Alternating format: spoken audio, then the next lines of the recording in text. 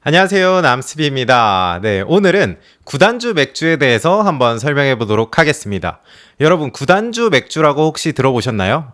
이게 웬 뚱딴지 같은 소리냐 하실 수도 있는데, 신세계에서 정용진 회장이 SSG 랜더스라는 야구단을 창단을 하면서 새롭게 상징적인 맥주를 출시하려고 하는데, 그 맥주의 이름을 구단주 맥주라고 지었습니다. 그런데 구단주 맥주라는 게 왜 문제가 되고 있을까요? 정용진 부회장은 인스타그램을 통해서 자신이 출시할 구단주 맥주의 이미지 사진들을 여러 장 올렸습니다. 제가 그 사진들을 가지고 왔는데 여기 이렇게 참고를 보시면 좋을 것 같고, 이런 상표들을 가지고 맥주, 소주, 와인 등에 대해서 제품을 출시를 하려고 하고 있습니다. 그런데 문제가 뭐냐면, 정용진 회장이 상표를 출원하기 전에 누군가 이미 구단주라는 이름으로 맥주에 대해서 상표 등록을 받아놓은 게 있는 거예요.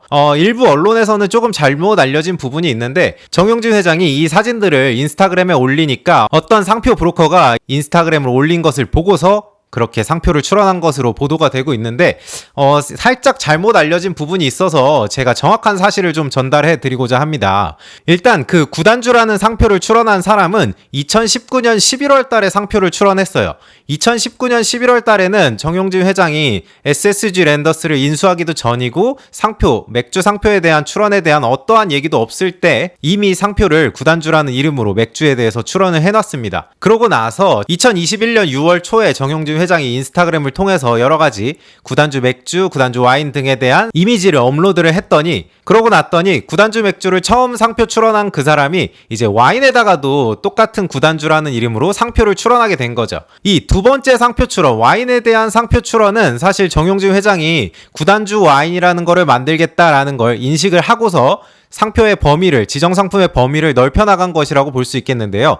어찌됐던 간에 처음에 출원한 구단주 맥주라는 상표는 정용진 회장이 어떠한 언급도 하기 전에 그 사람이 먼저 상표를 출원해서 등록을 받아놓은 겁니다. 그렇기 때문에 이 사람을 덥죽 사건과 같이 똑같이 비난할 수는 없다고 생각을 해요. 자, 그렇게 되면 이제 정용진 회장은 구단주 맥주라는 걸 전혀 사용을 할 수가 없고 상표명을 바꿔야 하느냐? 네, 물론 그럴 수도 있습니다. 하지만 여러 가지 방법이 있을 수 있겠죠. 그 상표를 먼저 출원한 사람한테 구단주 맥주라는 상표를 사온다거나, 그리고 구단주 와인까지도 같이 사와야 되겠죠. 사오는 방법이 하나가 있을 수가 있고, 그렇지 않다면 구단주라는 이름을 포기를 하고 다른 이름으로 SSG 맥주, 아니면 SSG 랜더스 맥주, 이런 식으로 다양한 맥주의 이름을 변경을 해서 제품을 출시를 할 수도 있을 것 같고요.